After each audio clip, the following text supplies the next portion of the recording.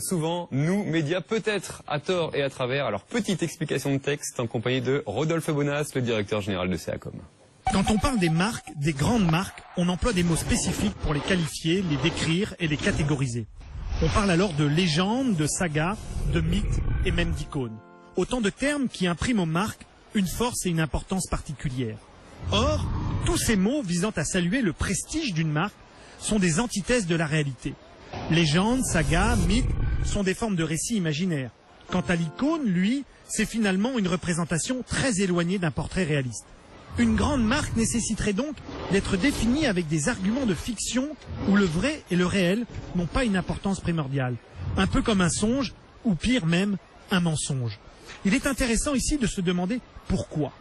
Eh bien sans doute parce que les grandes marques, les vraies grandes marques, sont celles qui ont réussi à s'affranchir du rationnel. Celles qui représentent un véritable concentré d'émotions, qui de ce fait les placent dans un ailleurs dans l'esprit du public, bien sûr, un ailleurs vis-à-vis de leurs concurrents. Si cet ailleurs est une place qui leur permet de dominer, soyons bien conscients qu'aucune grande marque ne détient cette place par hasard.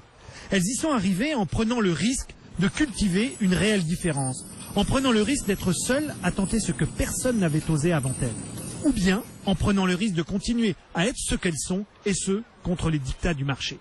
Dans tous les cas, les grandes marques sont grandes quand elles décident d'être jugées pour ce qu'elles sont, sans comparaison possible. Les grandes marques n'ont vraiment besoin de personne, un peu comme si elles roulaient en Harley-Davidson. Allez, restez avec nous, on marque une courte pause sur BFM Business en plein cœur d'Avomar qui on se retrouve donc juste après pour retracer la saga Harley-Davidson depuis une concession de la marque avec le directeur général France, Gérard Stellin. A tout de suite.